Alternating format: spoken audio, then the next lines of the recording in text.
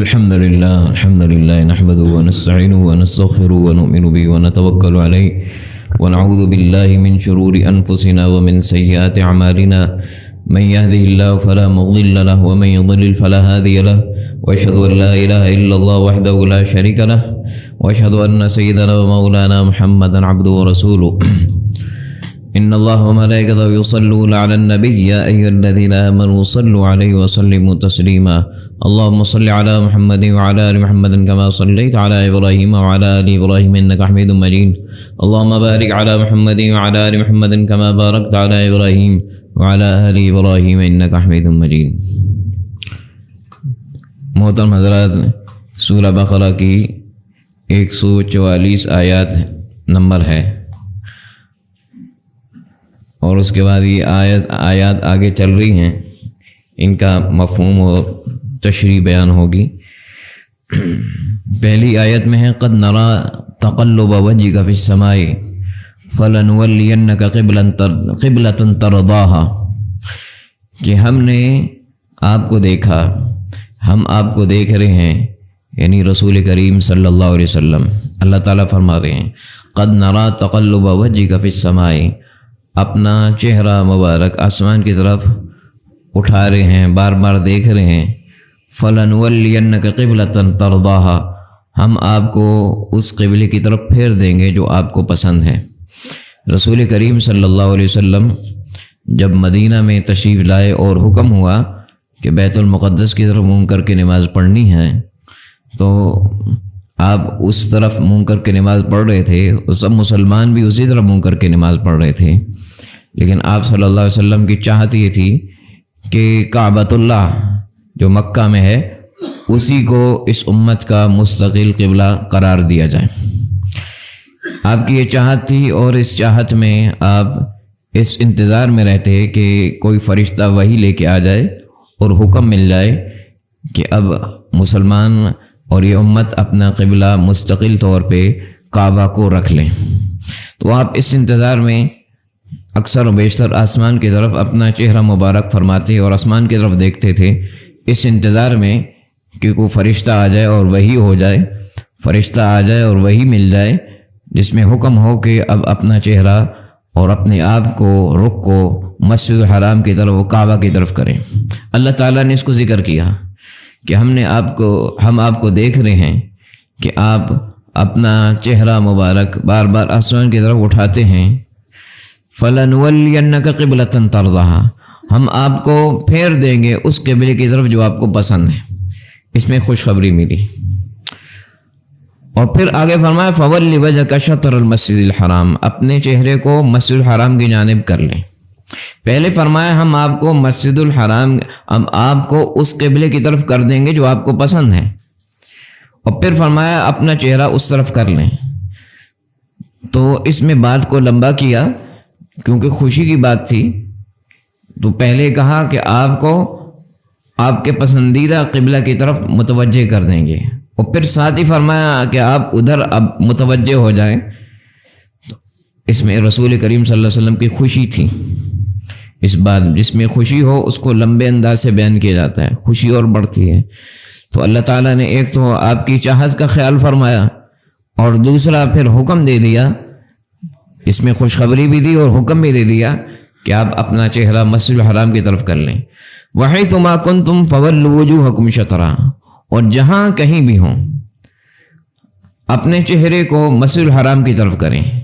وَإِنَّ الَّذِينَ أُوتُوا الْكِتَابَ لَيَعْلَمُونَ أَنَّهُ الْحَقُّ مِنْ رَبِّهِمْ، اور جن کو کتاب دی گئی یعنی پہلی کتابیں جن کے پاس ہیں ان کو یہ بات معلوم ہے کہ یہ حق ہے ان کے رب کی طرف سے. یعنی ان کو یہ بات معلوم ہے کہ آخری پیغمبر تشریف لائیں گے اور ان کا قبلہ کعبہ ہوگا مستقل. ان کو ان کی کتابوں میں بات معلوم ہے، لیکن وہ یہ بتاتے نہیں ہیں، لوگوں سے چھپاتے ہیں. وَمَا اللَّهُ بِغَافِلٍ عَمَّا يَعْمَلُونَ، اللہ تعالیٰ ان کے عملوں سے بے خبر نہیں. اب وہ اپنا معلومات رکھنے کے باوجود بھی اس بات کو چھپاتے ہیں کہ آخری پیغمبر کا قبلہ کعبہ ہوگا. کیونکہ بغض اور عناد کی وجہ سے انسان حق بات کو چھپاتا ہے. اگلی آیت میں فرمایا وَلَئِنْ أَتَيْتَ الَّذِينَ أُوتُوا الْكِتَابَ بِكُلِّ آيَةٍ مَا تَبِعُوا قِبْلَتَكَ، اگر اہل کتاب کو ہر طرح کی نشانی اور ہر طرح کی دلیل بھی دے دیں تو وہ آپ کے قبلے کی پیروی نہیں کریں گے، یعنی اہل کتاب کعبہ کی طرف منہ نہیں کریں گے۔ وَمَا أَنْتَ بِتَابِعٍ قِبْلَتَهُمْ، اور آپ بھی ان کے قبلے کی طرف منہ نہیں کریں گے، کیوں کہ اب وہ پہلا قبلہ منسوخ ہو گیا۔ وَمَا بَعْضُهُمْ بِتَابِعٍ قِبْلَةَ بَعْضٍ، اور وہ اہل کتاب ایک دوسرے کی قبلے کی بھی پیروی نہیں کرتے۔ یہ یہودیوں کا اپنا قبلہ ہے، عیسائیوں کا اپنا قبلہ ہے۔ یہودیوں کا قبلہ ہیکل سلیمانی، عیسائیوں کا قبلہ جس جانب سے سورج نکلتا ہے وہ جانب، دونوں کا الگ الگ قبلہ ہے، ایک دوسرے کے قبلے کی پیروی نہیں کرتے۔ وَلَنِ اتَّبَعْتَ أَهْوَاءَهُمْ مِن بَعْدِ مَا جَاءَكَ مِنَ الْعِلْمِ إِنَّكَ إِذًا لَّمِنَ الظَّالِمِينَ۔ اے محمد صلی اللہ علیہ وسلم، اگر آپ ان لوگوں کی خواہشات کی پیروی کریں، اس آیت کا ترجمہ سنیں پھر اگلا اس کا مقصد بھی سنیں، آپ اگر ان اہل کتاب کی خواہشات کی پیروی کریں، من بعد ما جاءک من العلم، آپ کے پاس علم آ گیا، وحی آ گئی کہ آپ نے اب قبلہ یہ رکھنا ہے اپنا کعبہ کو، تو ان کی خواہشات کی پیروی حق آنے کے بعد اگر آپ کریں گے، انک اذا لمن الظالمین، آپ بھی ظالموں میں سے ہو جائیں گے۔ قرآن کی آیت بتا رہی ہے۔ اب اس کا مطلب یہ سمجھنا ہے، رسول کریم صلی اللہ علیہ وسلم تو کبھی نہیں ہو سکتا کہ دوسروں کی یا اہل کتاب کی یا ناحق لوگوں کی خواہشات کی پیروی کریں، آپ تو ہمیشہ حق کی پیروی کرتے تھے۔ اس آیت میں یہ کہا گیا کہ اگر آپ ان کی باتوں کی پیروی کریں گے حق آنے کے بعد تو آپ ظالموں میں سے ہو جائیں گے۔ اس کو سمجھنا ہے، آپ کا ان کی پیروی کرنا یہ محال ہے، محال، کیونکہ اللہ کا حکم آنے کے بعد کسی اور کی حکم کی یا کسی اور کی خواہش کی پیروی کرنا یہ معصیت ہے، نافرمانی ہے، اور اللہ کا نبی معصیت و نافرمانی سے معصوم ہوتے ہیں، ان سے اللہ کی نافرمانی نہیں ہوتی، معصوم ہوتے ہیں۔ تو یہ محال ہے آپ کے لیے۔ محال کا مطلب ہے جو چیز ممکن ہی نہیں، جیسے دنیا میں ترتیب یہی ہے کہ باپ پہلے آتا ہے، بیٹا بعد میں آتا ہے، ایسا ہی ہے نا؟ کبھی ایسا ہوا کہ بیٹا پہلے آیا اور دنیا میں باپ بعد میں آیا؟ ایسے ہوتا ہے نہیں، یہ محال ہے۔ ہمیشہ باپ پہلے آتا ہے اور بیٹا بعد میں آتا ہے۔ تو دنیا میں اگر بیٹا پہلے آئے اور باپ بعد میں، یہ محال ہے، اس کو کہتے ہیں محال، یہ ممکن ہی نہیں ہے، اس کو محال کہتے ہیں ہماری زبان میں، اردو میں۔ تو بیٹے کا پہلے آنا اور باپ کا دنیا میں بعد میں آنا محال ہے۔ اسی طرح پیغمبر کا دوسروں کی خواہشات کی پیروی کرنا یہ بھی محال ہے، پیغمبر کسی کی خواہش کی پیروی نہیں کر سکتے۔ پھر اس میں اصل میں امت کو سنایا گیا کہ پیغمبر تو کبھی کر ہی نہیں سکتے کسی اور کی خواہشات کی پیروی، یہ محال ہے۔ لیکن بے فرض محال ایک محاورہ ہے کہ اگر ایسے کریں تو وہ بھی ظالموں میں سے ہو جائیں گے، لیکن وہ ایسے کریں گے نہیں۔ تو اے امتیو، تم یہ سمجھو کہ اگر تم نے حق آنے کے بعد دوسروں کی خواہشات کی پیروی کری تو تم بھی ناانصافوں ظالموں میں سے ہو جاؤ گے۔ یہ امت کو تعلیم دی گئی۔ اگلی بات فرمائی الذین آتیناہم الکتاب یعرفونہ کما یعرفون ابناءہم، جن کو ہم نے کتاب دی محمد صلی اللہ علیہ وسلم کو ایسے پہچانتے ہیں جیسے انسان اپنے بیٹے کو پہچانتا ہے، جیسے وہ اپنے بیٹوں کو پہچانتے ہیں ایسے محمد صلی اللہ علیہ وسلم کو پہچانتے ہیں۔ کیا مطلب پہچانتے ہیں؟ کہ وہ پہچانتے ہیں کہ نبی برحق ہیں۔ جیسے 50 لاکھ بندے کھڑے ہوں اور اس میں کسی شخص کا بیٹا کھڑا ہو، اپنے بیٹے کو 50 لاکھ بندوں میں پہچان لیتا ہے کہ نہیں پہچان لیتا؟ پہچان لیتا ہے، شبہ نہیں ہوتا۔ اور کسی کے بارے میں شبہ ہو سکتا ہے، بیٹے کے بارے میں شبہ نہیں ہو سکتا۔ 50 لاکھ بندوں میں بھی اپنا بیٹا پہچان لے گا۔ تو فرمایا جس طرح انسان اپنے بیٹے کو پہچاننے میں شبہ نہیں ہوتا، محمد صلی اللہ علیہ وسلم اللہ کے سچے رسول ہیں، ان اہل کتاب کو اس میں بھی شبہ نہیں ہے، ان کی کتابوں میں اتنی واضح نشانی ہیں، یہ پہچان چکے ہیں۔ اور یہاں یہ بھی سمجھنا ہے، یہ نہیں فرمایا جیسے آدمی باپ کو پہچانتا ہے، بلکہ کہا جیسے انسان بیٹے کو پہچانتا ہے۔ حالانکہ باپ بھی پہچانا جاتا ہے، باپ پہچانا جاتا ہے کہ نہیں پہچانا ہے؟ بے شمار لوگ کھڑے ہوں، انسان کا باپ اس میں کھڑا ہو تو انسان پہچان لیتا ہے کہ میرا باپ ہے. ماں باپ کو بھی پہچانتا ہے انسان. لیکن بیٹے کا ذکر اس لیے کیا کہ بیٹا باپ ہو سکتا ہے. کسی آدمی نے جب ہوش سنبھالی ہو تو باپ بوڑھی عمر میں تھا، بڑی عمر میں تھا. بیٹا انسان کے سامنے پیدا ہوتا ہے اور اس کے جو چھپے اعضاء ہیں وہ بھی انسان نے دیکھے ہوتے ہیں بچپنے میں.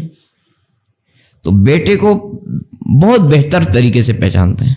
اس کو شروع زمانے سے پہچان رہا ہوتا ہے نا. ماں باپ کو تو بڑے ہو کے دیکھتا ہے، بیٹا اس کے سامنے پیدا ہوتا ہے، اس کے سامنے اس کے بدن کو بھی جب دیکھتا ہے، پھر بڑا ہوتا ہے تو بیٹے کو پہچاننے میں تو کوئی شبہ ہی نہیں. اس لیے یہاں بیٹے کی مثال دی کہ جیسا کوئی بیٹے کو پہچاننے میں شبہ نہیں ہو سکتا کہ یہ میرا بیٹا ہے، کتنے بھی لوگ کھڑے اس میں اپنے بیٹے کو پہچان لے گا، اسی طرح اہل کتاب کو محمد صلی اللہ علیہ وسلم کے سچے پیغمبر ہونے میں کوئی شبہ نہیں، اس لیے کہ ان کی کتابوں میں اتنی واضح نشانیاں ہیں کہ بالکل آپ پہ پوری ہو رہی ہیں.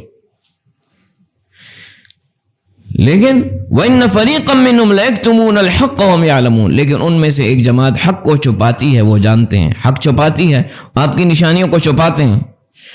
فرمایا الحق من ربک، حق تمہارے رب کی طرف سے ہے. فلا تکونن من الممترین، شک کرنے والوں میں سے مت ہو. یہ امت کو تعلیم ہے کہ حق آنے کے بعد پھر اس پہ شک نہ کرو، اس پہ یقین رکھو اور اس پہ عمل کرو. اگلی آیت میں فرمایا وَلِكُلِّ وِجْهَةٌ هُوَ مُوَلِّيهَا، ہر قوم کا ایک قبلہ ہے، ہر قوم یا امت کے لیے قبلہ رکھا گیا، وہ امت اس قبلے کی طرف منہ کرتی ہے. لہذا اس میں کسی بحث میں پڑھنے کی ضرورت نہیں کہ ان کا قبلہ کیا ہے اور ہمارا قبلہ کیا ہے، بلکہ فرمایا تمہیں حکم مل گیا کہ اب تم نے کعبۃ اللہ کو اپنا قبلہ قرار دینا ہے. جو حکم مل گیا اس حکم کو اپناؤ. فاستبقوا الخیرات، حکم کو اپنانے میں جلدی کرو، نیکی کے کام کرنے میں جلدی کرو. اینما تکونوا یأتی بکم اللہ جمیعا، تم جہاں بھی جاؤ گے اللہ تم کو لے آئے گا. کیا مطلب ہے کہ انسان دنیا کے کسی خطے اور کسی کونے میں ہو، وہاں اس کی موت آ جائے، کسی پہاڑ میں، کسی غار میں، سمندر میں، کہیں بھی، یأتی بکم اللہ جمیعا، اللہ تعالیٰ قیامت کے دن اس کو اٹھا کے میدان محشر میں لے آئے گا. اللہ نے حاضر کرنا ہے. ان اللہ علی کل شیء قدیر، اللہ ہر چیز پہ قدرت رکھتا ہے. وہ بوسیدہ ہڈیوں اور راکھ ہوئے جسم کو بھی دوبارہ زندہ کر کے کھڑا کرے گا. دنیا کے ہر کونے سے لوگ اور بندے اٹھیں گے اور میدان محشر میں آئیں گے. لہذا تم نے اللہ کے سامنے کھڑے ہو کے اپنے عملوں کا جواب دینا ہے. لہذا تمہیں وہ عمل کرنا چاہیے اور اس کام میں پڑنا چاہیے جس کی تم سے آخرت میں پوچھ ہونی ہے. ان بحثوں میں مت پڑھو جس کا تمہارا آخرت سے تعلق نہیں ہے، جن میں تمہاری کامیابی کا تعلق نہیں ہے. وہ بحثیں، یعنی اس میں وہ بحثیں ان سے روک دیا گیا جس سے انسان کا عمل کا تعلق نہ ہو. ایسے ان بحثوں مباحثے سے انسان گریز کرے، بلکہ جن کا تعلق عمل سے ہے اس چیز پہ اس کو جاننے اور عمل کی کوشش کرے کہ حساب کا دن ہے اور اللہ کے سامنے حاضر ہونا ہے اور اللہ نے مجھے اپنے سامنے کھڑا کرنا ہے اور زندگی کے ہر عمل کے بارے میں سوال ہونا ہے. میں اس کی تیاری کر لوں، اس کی کوشش کرنا اور اس کے لیے کوشش کرنا. فرمایا یہ حکم ہے، اس پہ توجہ دو اور وہ بحث و مباحثے چھوڑ دو جن کا تمہارے انجام اور آخرت سے تعلق نہیں. اس میں بھی یہ تعلیم دی فاستبقوا الخیرات، لہذا جو آخرت کے کام ہیں ان میں جلدی لے جاؤ، سبقت کرو. جن میں تمہاری آخرت کی کامیابی ہے ان میں دیر نہ کرو، غیر ضروری چیزوں کو چھوڑ دو. اگلی آیت میں پھر اللہ تعالیٰ نے 2 آیات کو پھر واضح طور پہ قبلے کی طرف منہ کرنے، کعبہ کی طرف منہ کرنے کا حکم دیا. پہلے فرمایا وَمِنْ حَيْثُ خَرَجْتَ فَوَلِّ وَجْهَكَ شَطْرَ الْمَسْجِدِ الْحَرَامِ، آپ جہاں بھی ہوں، جہاں بھی نکلیں، اپنے چہرے کو مسجد الحرام کی طرف کریں. وَإِنَّهُ لَلْحَقُّ مِنْ رَبِّكَ، یہ بات آپ کے رب کی طرف سے حق آ گئی ہے. وَمَا اللَّهُ بِغَافِلٍ عَمَّا تَعْمَلُونَ، اللہ تمہارے عملوں سے بے خبر نہیں، اس حکم کی پیروی کرو. یہ آیت علماء نے جیسے امام قرطبی نے فرمایا کہ آیت جب انسان اپنے مقام پر ہو تو بھی حکم ہے، حضر کی حالت میں جب سفر میں نہ ہو تو بھی حکم ہے کہ تم نے اپنا چہرہ کعبہ کی طرف کرنا ہے. اور اگلی آیت میں پھر یہ حکم ہے گویا کہ اس میں سفر کا وَمِنْ حَيْثُ خَرَجْتَ فَوَلِّ وَجْهَكَ شَطْرَ الْمَسْجِدِ الْحَرَامِ، جہاں بھی ہو تب بھی تم اپنا چہرہ مسجد الحرام کی طرف کرو. وحیثما کنتم فولوا وجوہکم شطرہ، اے امتیو سن لو، جہاں کہیں بھی ہو، دنیا کے کسی کونے میں ہو، تم اپنا چہرہ مسجد الحرام کی جانب کرو. لئلا یکون للناس علیکم حجہ. اس آیت میں یہ بتایا کہ اہل کتاب نے اپنی کتاب میں یہ پڑھا ہوا تھا کہ محمد صلی اللہ علیہ وسلم کا بیت المقدس کے طرف منہ کریں گے، اس کے بعد پھر اپنا منہ اور اپنا رخ کعبہ کی طرف کر لیں گے. بیت المقدس کی طرف منہ کریں گے اور پھر کعبہ کی طرف منہ کر لیں گے. تو اگر مسلمانوں تم بیت المقدس ہی کی طرف منہ کیے رکھ دے تو پھر وہ کہتے کہ ہماری کتاب میں تو یہ ذکر ہے اس پیغمبر نے بیت المقدس کی طرف منہ کرنا ہے اور پھر آخر میں ان کا قبلہ مسجد الحرام ہی بن جائے گا، کعبہ ہی بن جائے گا، لہذا یہ تم پہ اعتراض کریں گے. لہذا تم اس حکم پہ عمل کرو تاکہ ان کے پاس اب ان کے پاس اعتراض کی گنجائش نہیں، کیونکہ ان کی کتابوں میں ہے کہ نبی القبلتین ہیں، یہ نبی دو قبلوں والے ہیں، یعنی ایک قبلے کی طرف بھی منہ کیا اب پھر وہ منسوخ ہو گیا، مستقل کعبہ کو قبلہ قرار دیا. لہذا لئلا یکون للناس علیکم حجہ، ان کے پاس کوئی تمہارے خلاف الزام نہیں رہے گا. الا الذین ظلموا منہم، مگر اتنی حق بات واضح ہونے کے بعد بھی ان میں کچھ لوگ ناانصاف ہیں، وہ اسلام کے خلاف ہر طرح کے شبہات پیدا کرنے کی کوشش کریں گے. فلا تخشوہم، ان سے مت ڈرو، وخشونی، مجھ سے ڈرو، مجھ سے ڈرو. وَلِيُتِمَّ نِعْمَتِي عَلَيْكُمْ، میں تم میں اپنی نعمت مکمل کرنا چاہتا ہوں. کیسی نعمت مکمل کرنا چاہتا ہوں؟ اللہ تعالیٰ چاہتا ہے کہ تمہیں میں اپنی جنت میں داخل کروں اور اپنی نعمت مکمل کروں، اور جنت میں داخل کرنے کے لیے یہ حکم دیا ہے. اس حکم کو اپناؤ، اس حکم کے اپنانے کے ذریعے، اس راستے پہ چلنے کی وجہ سے تم جنت میں جاؤ گے. میں تمہاری اوپر اپنی نعمت مکمل کروں گا. وَلَعَلَّكُمْ تَهْتَدُونَ، تم صحیح راستہ پاؤ. لہذا صحیح راستہ تمہیں دے دیا گیا شریعت میں.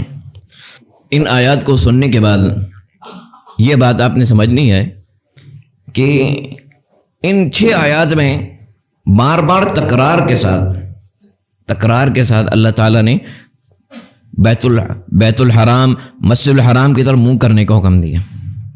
تاکید کی، سفر میں، حضر میں، مختلف طریقوں سے گویا کہ اس بات کی وضاحت کر دی کہ اب تمہارا مستقل قبلہ وہی ہے، اب یہ حکم منسوخ نہیں ہوگا، کعبہ تمہارا مستقل قبلہ ہے. ایک تو یہ بات سمجھنی ہے. اور اللہ تعالیٰ نے کعبہ کو مقام و مرتبہ دیا ہے. ان اول بیت وضع للناس للذی ببکۃ مبارک، سب سے پہلا گھر جو اللہ نے بنایا ہے وہ مکہ میں ہے. دنیا میں سب سے پہلے کعبہ اللہ تعالیٰ نے سب سے اول روز سے اس کو قبلہ قرار دیا. پھر مختلف امتوں کو جو بھی حکم ملا، لیکن اصل کعبہ یہی تھا. پھر یہ آخری امت، افضل ترین امت، اس کو وہی کعبہ ملا ہے. دوسری چیز یہ ہے کہ ان آیات میں آپ نے دیکھا ہے کہ اللہ تعالیٰ نے فرمایا کہ تم نے مسجد الحرام کی طرف منہ کرنا ہے، مسجد الحرام کی طرف منہ کرنا ہے. منہ تو ہم کعبہ کی طرف کرتے ہیں نا، لیکن جو اللہ تعالیٰ نے جس انداز سے بیان کیا، فرمایا یہ نہیں فرمایا کہ کعبہ کی طرف منہ کرنا ہے، بلکہ کیا فرمایا؟ مسجد الحرام کی طرف منہ کرنا ہے. تو مسجد الحرام وسیع ہے، زیادہ وسیع ہے، اور کعبہ اس سے کم جگہ لیتا ہے. کعبہ کی جگہ کم ہے جو کعبہ نے جگہ لی ہے، اور مسجد الحرام اس کے ارد گرد بہت وسیع ہے. اس میں امت کے لیے آسانی کی ہے، امت کے لیے مشکل نہ رہے، کیونکہ کعبہ کی جگہ، وہ جو کعبہ نے جگہ لی ہے وہ اتنی وسیع نہیں ہے، اور مسجد الحرام نے جو جگہ لی ہے وہ زیادہ ہے. امت کے لیے آسانی کر دی کہ تم مسجد الحرام کی طرف منہ کرو، یہ نہیں کہا کعبہ کی طرف منہ کرو جو آیات میں بتایا. مقصود تو کعبہ کی طرف ہی منہ کرنا ہے، لیکن آسانی رکھنے کے لیے کیا فرمایا؟ مسجد الحرام کی طرف منہ کرو، تاکہ امت کے لیے آسانی ہو جائے. کیونکہ دور دراز جگہوں میں، دوسرے ملکوں میں، دوسرے بر اعظموں میں رہتے ہوئے ہو سکتا ہے ان کو کعبہ کی تعین میں مشکل ہو جائے. ایگزیکٹ کعبہ کی طرف منہ کرنے میں ان کو دشواری ہو، کعبہ کو سمجھنا، کعبہ کی بالکل وہی سمت متعین کرنا مشکل ہو. اللہ تعالیٰ نے اس میں آسانی رکھ دی. کیا فرمایا؟ مسجد الحرام کی طرف، اور اس میں بھی آسانی رکھی، فرمایا شطر المسجد الحرام، یہ نہیں کہا کہ ایگزیکٹ مسجد الحرام کی طرف، شطر عربی میں کہتے ہیں جانب، جانب سمت، مسجد الحرام کی سمت منہ کر لو، اور آسانی رکھ دی تاکہ امت مشکل میں نہ پڑے۔ اللہ تعالیٰ نے جو دین دیا ہے اس میں آسانی رکھی ہے، مشکلات ختم کی ہیں، عمل میں آسانی ہو۔ آسانی کا وہ مطلب نہیں جو ہم لیتے ہیں، دین آسان ہے اس کا مطلب ہم یہ لیتے ہیں کہ آسان کا مطلب ہے کیونکہ اللہ نے کوئی حکم ہی نہیں دیا، یہ مطلب نہیں دین آسان کا، یہ تو ہم خواہشات کی پیروی کرنا چاہتے ہیں، دین آسان ہے یعنی کچھ بھی نہ کرو، یہ مطلب نہیں۔ آسان کا مطلب ہے اللہ نے جو حکم دیے ہیں وہ قابل عمل ہیں، خواہشات پہ تو چوٹ آتی ہے لیکن اس میں امت کو مشکل میں ہی ڈالا۔ دیکھیں یہاں آسانی رکھ دی، اگر یہ کہا جاتا کہ ایگزیکٹ کعبہ کی طرف منہ کرو تو ایک آدمی جاپان میں ہے، ایک آدمی انڈونیشیا میں ہے، کسی جگہ پر ہے۔ آلات تو آج کل بنے ہیں، پہلے زمانے میں آلات نہیں ہوتے تھے، اب تو آلات ہیں، آلات کے ذریعے لوگ قبلہ معلوم کر لیتے ہیں۔ صدیاں گزر گئی، آلات نہیں ہیں، پھر آلات کو آج کے دور میں بھی ہر بندہ نہیں استعمال کر سکتا، اور ہر جگہ آلات بھی نہیں ہوتے، آپ کے پاس سفر میں ہیں کہیں بھی ہیں تو کہ آپ کے پاس آلہ ہوگا، ہر جگہ نہیں ہے۔ امت کے لیے آسانی رکھ دی کہ تم نے اس جانب بس منہ کرنا ہے تاکہ اگر دائیں بائیں کچھ منہ ہو جائے تو پریشانی نہ ہو کہ میری نماز نہیں ہوئی، یہ آسانی رکھ دی۔ آپ کہیں ہیں جنگل میں صحرا ہیں، سوچ لیں، غور فکر کر لیں کہ کس جانب ہے، پوچھ لیں، جو آپ کی کوشش ہے وہ پوری کر لیں، پوچھ لیں، سوچ لیں اس طرف قبلہ ہے، بس اس کے بعد پھر ادھر پڑھ لیں نماز۔ اگر کچھ فرق بھی ہو تو اس میں اللہ تعالیٰ نے اس میں وسعت رکھ دی، شطر المسجد، مسجد الحرام کی جانب، مسجد الحرام کی جانب وسعت پیدا کر دی۔ اس لیے علماء فقہاء نے بیان کیا کہ اگر کوئی شخص نماز پڑھتے ہوئے مسجد الحرام کے اندر نہیں، باہر، مسجد الحرام کے اندر تو حکم ہے کہ آپ جب مسجد الحرام میں پڑھ رہے ہیں اور یا آپ ایسی جگہ پہ نماز پڑھ رہے ہیں جہاں آپ کو کعبہ نظر آ رہا ہے تو پھر تو بالکل کعبہ کی طرف منہ کریں، پھر یہ نہیں کہ دائیں بائیں منہ کریں۔ ایسی جگہ پہ نماز پڑھیں جہاں پہ آپ کعبہ آپ کو سامنے نظر آ رہا ہے، وہاں بالکل کعبہ کی طرف منہ کریں۔ لیکن آپ دور ایسی جگہ پہ ہیں جہاں پہ آپ کو کعبہ نظر نہیں آ رہا، شطر المسجد الحرام کی جانب۔ پھر اس میں فقہاء نے بیان کیا کہ اگر انسان نماز پڑھتے ہوئے قبلہ سے 45 ڈگری دائیں اور 45 ڈگری بائیں، کعبہ سے 45 ڈگری دائیں اور 45 ڈگری بائیں بھی اگر اس کا چہرہ ہو تو اس کی نماز ہو جائے گی۔ سمجھ میں آ گئی؟ کیونکہ اللہ تعالیٰ نے اس میں فرمایا شطر المسجد، مسجد الحرام کی جانب، یہ نہیں کہا مسجد الحرام، اور وسعت پہلے اس کی جانب، آسانی ہو گئی۔ تو کعبہ سے 45 ڈگری دائیں بھی اگر منہ ہوگا تو ہوگا، کعبہ سامنے نہیں ہے تو نماز ہو جائے گی، بائیں طرف بھی ہوگا 45 ڈگری کے اندر باہر نہیں تو نماز ہو جائے گی، وہ سمت مقرر ہو جائے گی۔ اس لیے اس میں مشکل نہیں رکھی۔ اگر کوئی پرانی مسجد یا وہ ایسی مسجد بنی ہوئی ہے جس میں اس کا کعبہ جو ہے کچھ دائیں بائیں ہے، اس میں پریشانی کی ضرورت نہیں ہے۔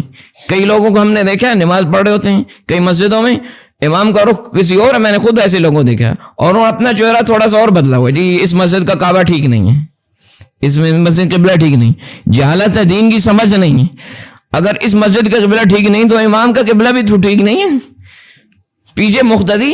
میں نے ایسے لوگوں کو دیکھا ہے، کہتے ہیں دنیا کے لحاظ سے پڑھے لکھے لوگ ہیں، سائڈ اس نے رخ پرلی طرف کیا ہوا۔ بھائی اللہ تعالیٰ نے جب اس میں وسعت رکھی ہے شطر المسجد، مسجد الحرام کی جانب، اگر آپ 45 ڈگری دائیں بھی ہوتے ہیں 45 ڈگری بائیں بھی ہوتے ہیں اس کے اندر تو آپ کی نماز درست ہے، اس لیے اس میں پریشانی کی ضرورت نہیں۔ اللہ تعالیٰ نے آسانی رکھی، یہ آسانی ہے، امت کو اس مشکل میں نہیں ڈالا۔ اسی طرح دیکھیں رمضان کے معاملے میں آسانی رکھی، چاند ہے یا نہیں ہے اس مشکل میں نہیں ڈالا، آسانی رکھ دی۔ میں اگر تمہیں آنکھ سے چاند نظر آتا ہے تو روزہ رکھ لو، اگر آنکھ سے چاند نظر نہیں آتا، بادل ہیں چھپ گئے، وَإِنْ غُمَّ عَلَيْكُمْ، تو بس ٹھیک ہے پھر 30 پورے کر لو، آسانی رکھ دی، مشکل میں نہیں ڈالا، یہ ہے آسانی رکھ دی تاکہ تم اس طرح کی فلکیات کا حساب ہر بندے کو سمجھنا ہو، ہر جگہ پہ سمجھنا ہو، ہر علاقے میں، ہر گاؤں میں۔ اب تو ریڈیو اور آلات بہت چیزیں آ گئی ہیں، پہلے تو یہ چیزیں نہیں تھیں۔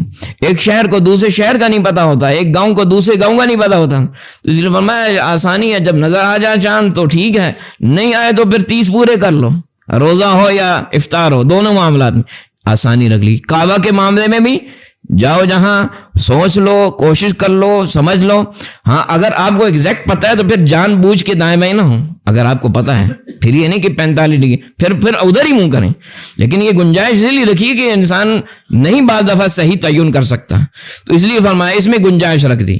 تو اس لیے ایک تو چیز سمجھنی ہے، دوسرا یہ ہے کہ کعبہ کی عظمت ہے، عظمت ہے، اللہ تعالیٰ نے اس کو جب قبلہ قرار دیا تو اس کی عظمت بھی ہے، احترام بھی ہے، احترام بھی دین نے سکھایا ہے۔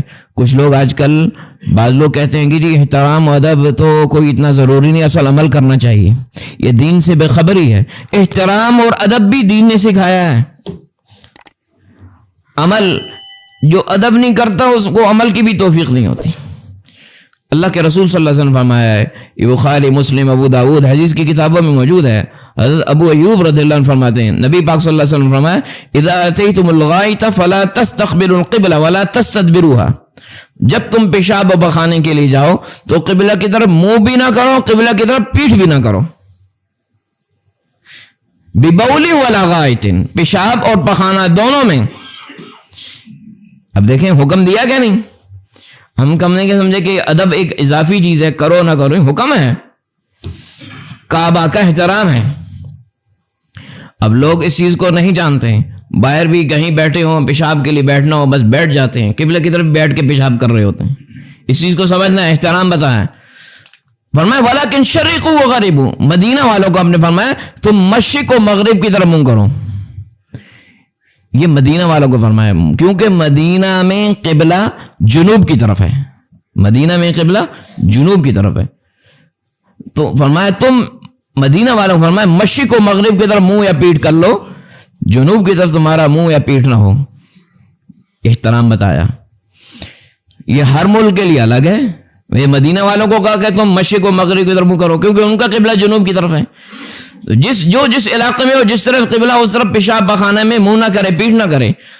حضرت ابو ایوب انصاری فرماتے ہیں ہم ملک شام میں گئے، وہاں دیکھا بیت الخلا فوجدنا مراحیض قد بنیت قبل القبلہ، لوگوں نے قبلہ کی طرف لیٹرینیں بنائی ہوئی تھیں، بیت الخلا بنائے ہوئے تھے، کیونکہ ابھی اسلام کے احکامات معلوم نہیں تھے، اسلام کی ابھی یہ صحابی ہے نا، صحابی ابھی دین کی تعلیمات ابھی لوگوں کو مل رہی ہیں، تو یہ وہاں پہنچے شام میں، وہاں دیکھا لوگوں نے قبلہ کی طرف لیٹرینیں بیت الخلا بنے، فننحرف عنها ونستغفر اللہ، اب بیٹھنا ہے تو حضرت ابو ایوب انصاری رضی اللہ عنہ فرماتے ہیں ہم جب بیٹھتے تھے تو وہاں پہ ایک مجبوری تھی، لیکن بیٹھتے ہوئے اپنے رخ کو بدل لیتے تھے تاکہ کعبہ کی طرف منہ یا پیٹھ نہ ہو، ونستغفر اللہ، پھر بھی اللہ سے مغفرت استغفار کرتے تھے کہ کہیں کوئی غلطی نہ ہو جائے، بیٹھنے میں بھی کوشش کر کے اپنی سمت بدلتے تھے۔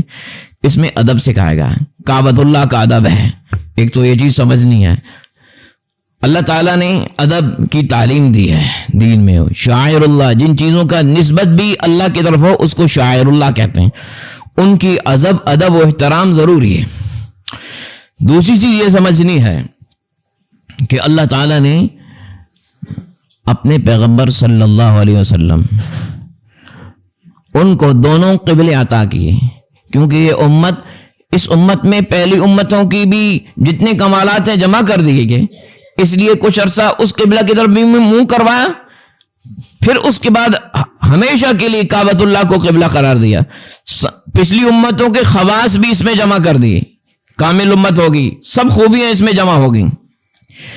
دوسرا، جب آپ معراج پہ تشریف لے گئے، یعنی آپ کا جب معراج پہ تشریف لے گئے تو آپ نے وہاں بیت المقدس میں تشریف لے گئے، سب سے پہلے اسراء، بیت المقدس میں تشریف لے گئے، جبریل امین آپ کے ساتھ ہیں، اور براق کو پتھر کے ساتھ باندھا، تو آپ نے فرمایا کہ میں نے اور جبریل امین دونوں نے بیت المقدس میں 2 رکعت پڑھی، یہ اس کو تحیۃ المسجد کہتے ہیں، مسجد میں جائیں تو۔ اس کے بعد انبیاء وہاں موجود ہیں، آپ کا استقبال کر رہے ہیں، انبیاء موجود ہیں. یعنی یہ بتانا چاہ رہا ہوں کہ جیسے نبی پاک صلی اللہ علیہ وسلم نبی القبلتین دونوں قبلے ملے، امت کی خصوصیتیں جمع ہیں، لیکن بہرحال آخری قبلہ مستقل قبلہ کعبہ ہے. تو جو پہلے نبی تھے وہ ان سب کو بلایا گیا، تمام انبیاء وہاں پہ آئے، تمام انبیاء موجود تھے. اب اس میں علماء نے فرمایا کہ اس کا ایک یہ بھی طریقہ ہے، دو اس کی وجوہات ہیں. ایک ذکر کر دیتا ہوں کہ انبیاء کے اجسام تو ان کے قبور میں تھے، لیکن ان کی روحوں کو اللہ نے ایک جسم مثالی دیا، اور اس جسم مثالی میں ان کے روحوں کو ڈالا، اور وہ تمام انبیاء وہاں پہ حاضر تھے. اور اجساد کے ساتھ بھی ہو سکتا ہے، دونوں چیزیں، اللہ ہر چیز پہ قدرت رکھتا ہے. تو تمام انبیاء وہاں پہ موجود ہیں. اذان دینے والے نے اذان دی، نماز پڑھانے کا وقت آیا تو پھر جبریل امین نے محمد رسول اللہ صلی اللہ علیہ وسلم کا ہاتھ آگے بڑھایا کہ آپ امامت کروائیں. آپ صلی اللہ علیہ وسلم نے امامت کروائی، اور جب نماز پڑھا چکے تو پوچھا آپ کو معلوم ہے کہ آپ کے پیچھے کس نے نماز پڑھی؟ آپ نے فرمایا نہیں. فرمایا جتنے انبیاء ہیں سب نے آپ کے پیچھے نماز پڑھی ہے، اور آسمان سے فرشتے بھی اترے، انہوں نے بھی آپ کے پیچھے نماز پڑھی. اس میں آپ کی عظمت معلوم ہو گئی، اللہ نے آپ کی عظمت کو قائم کیا.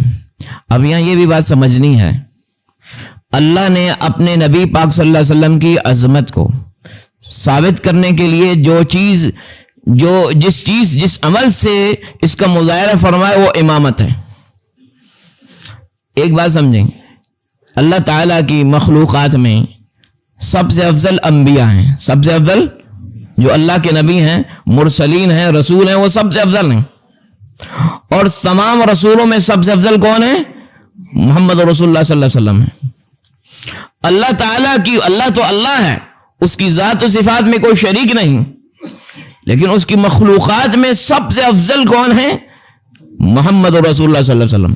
اس میں کوئی شبہ ہے؟ اس میں پکا ایمان ہے. اب اللہ تعالیٰ نے اس کو ظاہر کر رہے ہیں، اس کا مظاہرہ فرمانے کے لیے آپ کو امامت کروائی، تمام نبیوں کے امام بنے. گویا کہ امامت افضل ترین عمل ہے، امامت افضل ترین عمل ہے. نبیوں پہ بھی آپ کی فضیلت ظاہر کرنے کے لیے امامت رکھی. آج کے دور میں ہم دین سے دور ہونے کی وجہ سے امام کو دنیا کا سب سے چھوٹا آدمی سمجھتے ہیں، جبکہ سب سے افضل ہستی، ان کی جو افضلیت تمام افضل لوگوں پہ، یعنی تمام افضل ہستیوں نبیوں پہ، ان کی افضلیت کو ثابت کرنے کے لیے اللہ نے کیا کروائی؟ امامت کروائی. اس کا مطلب ہے امامت تو بہت اونچا کام ہے، بہت اونچا ہے. افضلیت ثابت کرنے کے لیے امامت کروائی،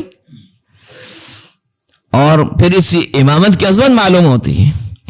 اور دوسری بات یہ ہے کہ پھر یہ امامت اتنا اونچا کام ہے کہ آپ صلی اللہ علیہ وسلم نے زندگی بھر امامت کروائی. پھر آپ کے جتنے خلفاء ہوئے ان سب نے امامت کروائی. ابو بکر صدیق، عمر فاروق، عثمان غنی، علی المرتضی، سب نے ہمیشہ امامت کروائی. امامت افضل، بہت افضل اور اونچا عمل ہے. ایک تو یہ بھی سمجھنا ہے.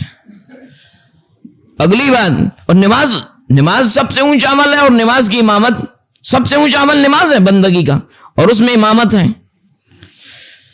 دوسری چیز یہ سمجھنی ہے کہ یہاں پہ اللہ تعالیٰ نے فرمایا قد نرى تقلب وجهك في السماء فلنولينك قبلة ترضى. اپنے پیغمبر کی اللہ کو پسند کا بڑا خیال ہے. نبی پاک صلی اللہ علیہ وسلم کی عظمت معلوم ہوتی ہے، آپ کی پسند کا اللہ کو بڑا خیال ہے. کیا محمد صلی اللہ علیہ وسلم، ہم نے دیکھا کہ آپ اپنا چہرہ اٹھا کے اور آسمان کی طرف دیکھتے ہیں کہ حکم آ جائے کہ کعبہ کی طرف منہ کر لو. اللہ نے اس کو ذکر کر دیا فَلَنُوَلِّيَنَّكَ قِبْلَةً تَرْضَاهَا. یہ نہیں کہا کعبہ کی طرف منہ کریں، فرمایا اس کی طرف، اس طرف منہ کریں جو پسند ہے آپ کو. پھر آگے فرمایا کعبہ کی طرف منہ کریں. اپنے نبی کی پسند کا اللہ کو بڑا خیال ہے. نبی کی عظمت معلوم ہوتی ہے، رسول کی عظمت معلوم ہوتی ہے، امام المرسلین کی عظمت معلوم ہوتی ہے. اللہ کو ان کی عظمت کا خیال، اللہ کو ان کی پسند کا خیال ہے. اور یاد رکھیں یہی عظمت ہے. یہ عظمت آپ کو کیسے ملی؟ ابدیت عظمت کہ آپ کو جب معراج پہ لیں گے، ساتواں آسمانوں اس سے اوپر، سدرۃ المنتہا سے اوپر، اور اللہ کے انتہائی قرب میں جہاں تک کبھی کوئی نہیں گیا. اللہ تعالیٰ نے اس مقام پہ جب آپ کو لے گئے اور اللہ نے کیا اس کو بیان کیا؟ سبحان الذی اسریٰ بعبدہ، اپنا بندہ. آپ کو یہ مقام ملا بندگی کی وجہ سے، عبدیت کی وجہ سے. عبدیت کیا ہے؟ کہ اپنی ہر چیز اللہ کے حکم کے لیے فنا کر دو، اپنی چاہتوں کو بھی، اپنی ہر چیز کو، جان مال عزت، آپ نے اپنا ہر کچھ اللہ کے لیے فنا کیا. جب فنا کیا تو اللہ نے آپ کو عبدیت، اللہ کو اتنی پسند ہے کہ اللہ آپ کو اتنا اوپر لے گیا. اور پھر اللہ تعالیٰ آپ کو اتنا کچھ دے رہا ہے. یہاں فرمانا کہ قبلہ، جو قبلہ آپ کو پسند ہے ادھر ہی منہ کر لیں. اور نماز کے دوران حکم اترا، اور نماز کے دوران ہی آپ نے اپنا قبلہ جو ہے نا، قبلہ اپنا بیت المقدس کی طرف منہ کر کے نماز پڑھ رہے تھے، نماز کے دوران ہی آپ نے پھر کعبہ کی طرف منہ کر لیا، اور باقی صحابہ نے بھی ادھر منہ کر لیا. ترضاہا، یہ آیات اتری. اور یہ بھی دیکھیے کہ اللہ کو اپنے نبی کی پسند کا اتنا خیال ہے. اس سے اپنے رسول صلی اللہ علیہ وسلم کی عظمت کو سمجھیں. اتنی عظمت اللہ نے دی ہے. یہ اللہ نے بات کسی کے لیے نہیں ارشاد فرمائی، صرف آپ کے لیے ارشاد فرمائی. کیا؟ وَلَسَوْفَ يُعْطِيكَ رَبُّكَ فَتَرْضَىٰ، اے محمد صلی اللہ علیہ وسلم، اللہ آپ کا رب آپ کو اتنا دے گا کہ آپ راضی ہو جائیں گے. آپ کا رب آپ کو اتنا دے گا کہ آپ راضی ہو جائیں گے. کسی کو نہیں کہا. اور یہاں دیکھیں، آپ کی شان بھی دیکھیں، آپ کی شان بھی دیکھیں. اگر ہم میں سے کسی کو کہا جائے کہ تمہیں وہ کچھ ملے گا، ہم تو بحیثیت ہیں، بات سمجھانے کے لیے ہم تو بحیثیت ہیں، ہم تو بالکل عام لوگ ہیں، نبی، اور پھر یہ تو نبیوں کے امام ہیں، ہم تو بے حیثیت ہیں. اگر ہمارے پاس کوئی آپشن ہو کہ ہماری ہر بات پوری ہو جائے گی، ہم پھر اپنی ذاتی چیزیں مانگیں گے، ہمیں یہ مل جائے، یہ مل جائے، یہ مل جائے، یہ مل جائے. اللہ کے رسول صلی اللہ علیہ وسلم کو فرمایا کہ آپ کا رب آپ کو اتنا دے گا کہ آپ راضی ہو جائیں گے. آپ کس بات پہ راضی ہو رہے ہیں؟ اپنے لیے کچھ نہیں مانگا، اپنے لیے کچھ نہیں مانگا. کیا مانگا؟ مانگا تو امت کے لیے مانگا، مانگا تو امت کے لیے مانگا. جب آپ کو اتنا بڑا موقع دیا کہ آپ کا رب آپ کو اتنا دے گا کہ آپ راضی ہو جائیں گے، فرمایا میں کس بات پہ راضی ہوں گا؟ اپنے لیے کچھ نہیں مانگا. امام قرطبی نے اس کو روایت کیا، اذن لا ارضى وواحد من امتی فی النار، میرا جب تک ایک امتی لا الہ الا اللہ محمد رسول اللہ کا اقرار کرنے والا جہنم میں پڑا ہوگا، میں راضی نہیں ہوں گا جب تک اس کو جہنم سے نکلوا نہ لوں. اتنا بڑا احسان ہے. اپنے لیے نہیں، امت کے لیے پھر بھی مانگا. ایک لا الہ الا اللہ محمد رسول اللہ پڑھنے والا کا اقرار کرنے والا بھی، توحید اور رسالت کے اقرار کرنے والا دوزخ میں پڑا ہوگا، میں راضی نہیں ہوں گا. اس لیے آپ کی امتی نافرمان دوزخ میں جلیں گے، لیکن ایک دن آپ صلی اللہ علیہ وسلم کی شفاعت سے وہ نکلیں گے. آپ نے فرمایا میں راضی نہیں ہوں گا جب تک میرے ایک امتی بھی پڑا ہوگا دوزخ میں. کتنا بڑا احسان ہے محمد رسول اللہ صلی اللہ علیہ وسلم کا ہم پہ. اس لیے اپنے نبی کی قدر پہچانیں، عظمت پہچانیں، مرتبہ پہچانیں، درجہ پہچانیں. اللہ تعالیٰ میں اس کی توفیق دے. وآخر دعوانا الحمدللہ رب العالمین.